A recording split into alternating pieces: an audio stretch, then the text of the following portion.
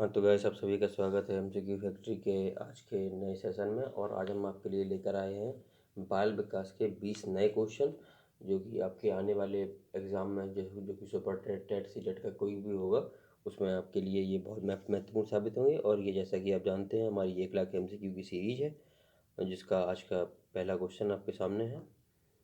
सबसे अधिक गहन और जटिल समाजीकरण होता है ए पूर्व बाल्यावस्था के दौरान, बी प्रौढ़ावस्था के दौरान, सी पूरे जीवन में, या डी किशोरावस्था के दौरान। जल्दी से इसका उत्तर दीजिए।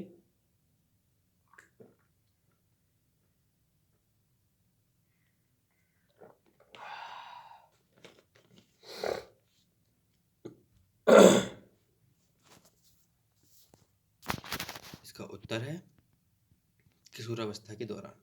क्वेश्चन नंबर अगला, बाद के रिश्तों के लिए पूर्वाभ्यास कहा जाता है। एक प्राथमिक समाजीकरण, दूसरा द्वितीय समाजीकरण, तीसरा विकासात्मक समाजीकरण, या चौथा अग्रिम समाजीकरण। आइए इसका उत्तर देखते हैं। इसका उत्तर है अग्रिम समाजीकरण। क्वेश्चन नंबर अगला, जब आप एक शिक्षक समूह से जुड़ जाते हैं और अपने समूह के अन्य लोगों की तरह पोशाक धारण करने लगते हैं, यहाँ है लोगों और यहाँ है पोशाक धारण करने लगते हैं, तो आप प्रदर्शन कर रहे होते हैं समूह की पहचान का, समूह आज्ञाकारिता का, समूह की अनुरूपता का, या समूह निर्देशन अनुपालन का। आइए देखते हैं इसका उत्तर क्या है। इसका उत्तर है समूह की अनुरूपता का। क्वेश्चन नंबर अगला, बालक का समाजीकरण किससे संबंधित नहीं है।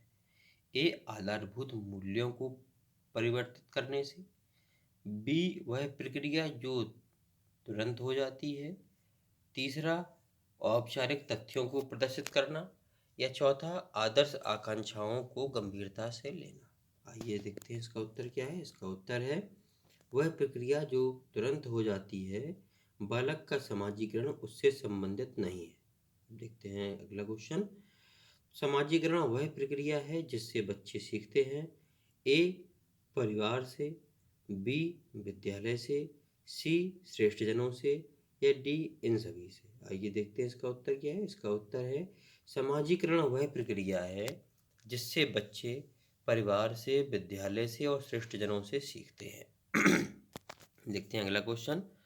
तो अगला क्वेश्चन है, संस्कृति पर शिक्षा का क्या प्रभाव पड़ता है।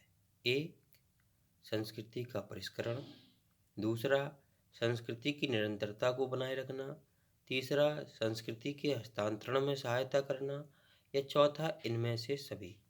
आइए देखते हैं इसका उत्तर क्या है। इसका उत्तर है संस्कृति पर शिक्षा का प्रभाव संस्कृति का परिष्करण करना, संस्कृति की निरंतरता को बनाए रखना एवं संस्कृति के हस्तांतरण में सहायता करना है। आइए देखते हैं अगला क्वेश्चन, समाजीकरण की प्रक्रिया में शामिल नहीं है। एक मूल्यों और विश्वासों का अर्जन, दूसरा आनुवांशिक संचरण, तीसरा कौशलों का अर्जन, या चौथा एक संस्कृति की रीतियों और मानदंडों को सीखना। देखते हैं इसका उत्तर क्या है। इसका उत्तर है समाजीकरण की प्रक्रिया में आनुवांशिक संचरण शामिल नहीं है, क्योंकि मूल्यों और विश्वासों का अर्जन तो समाजीकरण में शामिल है, कौशलों का अर्जन भी समाजीकरण में शामिल है, और एक संस्कृति की रीतियों और मानदंडों को सीखना भी समाजीकरण में आधार में सम्मिलित है, क्योंकि इन ही सभी कारकों से बालक का समाजीकरण होता है। देखते हैं अगला क्वेश्चन क्या है। अगला क्वेश्चन, सामाजिक परिवर्तन का सर्वाधिक कार्यकारी कारक है। एक धर्म, दूसरा शिक्षा, तीसरा सरकार, चौथा जाति। तो इसका उत्तर देखते हैं। इसका उत्तर क्या है। इसका उत्तर है सामाजिक परिवर्तन का सर्वाधिक कार्यकारी कारक शिक्षा है। देखते हैं क्वेश्चन नंबर अगला, जब कभी दो या अधिक व्यक्ति एक साथ मिलते हैं और एक दूसरे को प्रभावित करते हैं, तो वे एक सामाजिक समूह का निर्माण करते हैं। यह कथन एक आंशिक रूप से सत्य है, दूसरा सत्य है, तीसरा कदाचित सत्य है, या चौथा असत्य ही है। तो देखते हैं इसका उत्तर क्या है। इसका उत्तर है, यह कथन जब कभी दो या अधिक व्यक्ति एक दूसरे के साथ एक साथ मिलते हैं और एक दूसरे को प्रभावित करते हैं तो वे एक सामाजिक समूह का निर्माण करते हैं। यह कथन बिल्कुल ही सत्य है, क्योंकि वो एक समाज तो बन ही जाता है। ठीक है भाई, अगला क्वेश्चन देखते हैं। बचपन का सांप्रतिक दृष्टिकोण की मान्यता है, बहुत तरीके से बच्चे प्राप्त वयस्कों के बराबर हो जाते हैं। बहुत बच्चों में प्राप्त वयस्कों के रूप में सबसे अच्छा माना जाता है। बचपन आधिकारिक रूप से प्रतीक्षा अवधि है।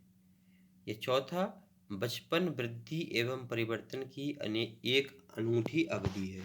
आइए देखते हैं इसका उत्तर क्या है। तो इसका उत्तर है, बचपन वृद्धि एवं परिवर्तन की एक अनूठी अवधि है। चलिए देखते हैं अगला क्वेश्चन। तो ये 10 क्वेश्चन पूरे हो चुके हैं। विकासात्मक कार्य के प्रत्यय के प्रतिपादक थे। ए होलिंगबर्थ, 2 हेविंगहर्स्ट, तीसरा हॉल, चौथा जीन पियाजे।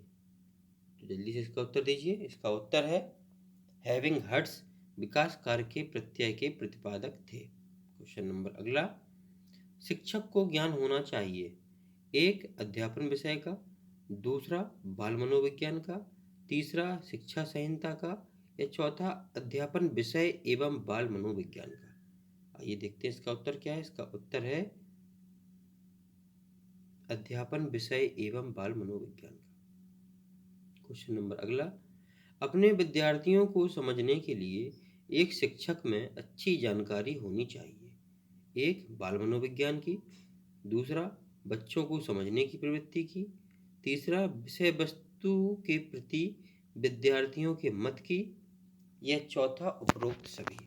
आइए देखते हैं इसका उत्तर क्या है। इसका उत्तर है, अपने विद्यार्थियों को समझने के लिए शिक्षक में अच्छी जानकारी बाल मनोविज्ञान की भी होनी चाहिए, बच्चों को समझने की प्रवृत्ति की भी होनी चाहिए, और विषय वस्तु के प्रति विद्यार्थियों के मत की भी होनी चाहिए।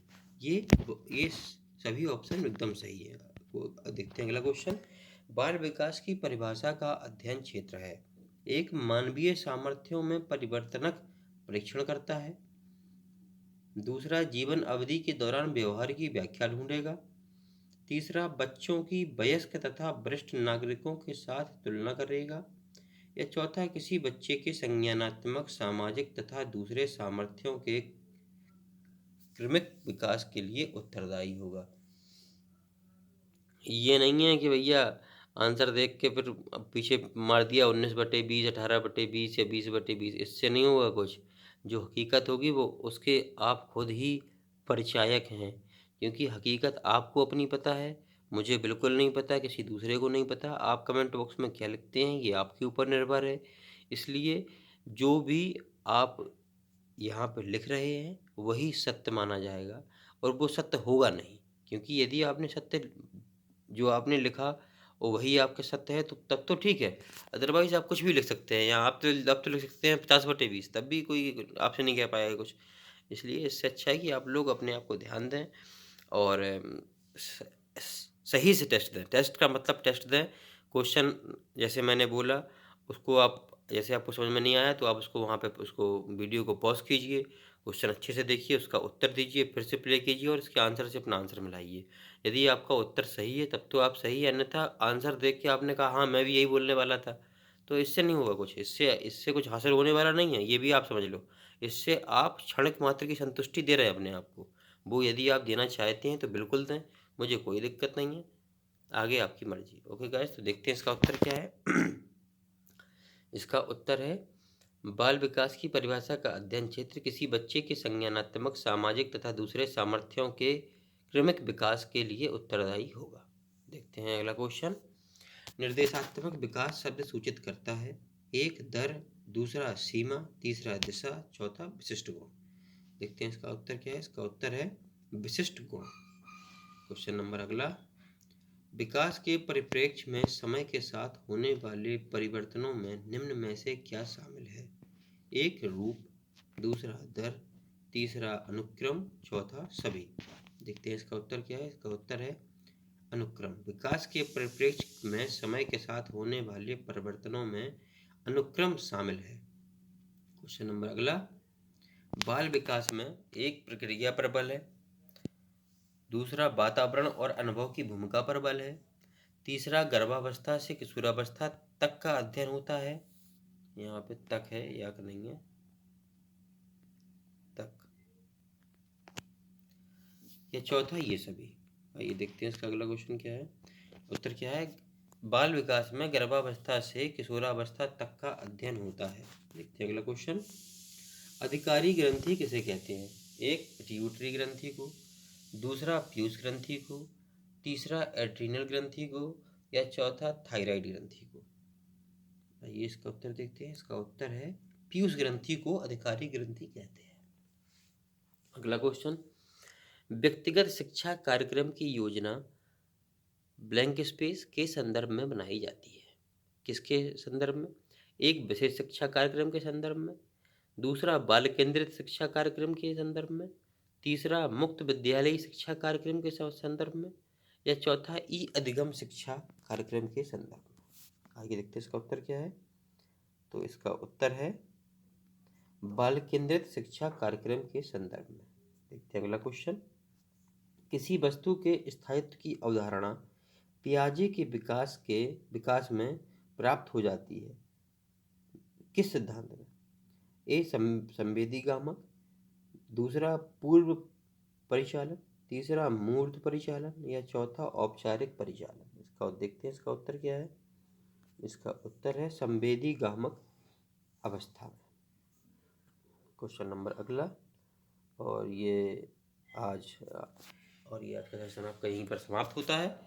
और आप लोग इसमें इसका दीजिए पूरा, अपने अच्छे मन से टेस्ट दीजिए, और जितना भी आपका स्कोर हो वो स्कोर लिखिए, जितने क्वेश्चन आपने सही किए हैं वो लिखिए, और चैनल को सब्सक्राइब कीजिए, बेल आइकन को क्लिक कीजिए। ठीक है गाइस, और कल इसी समय फिर से मुलाकात होगी। Okay guys, thank you.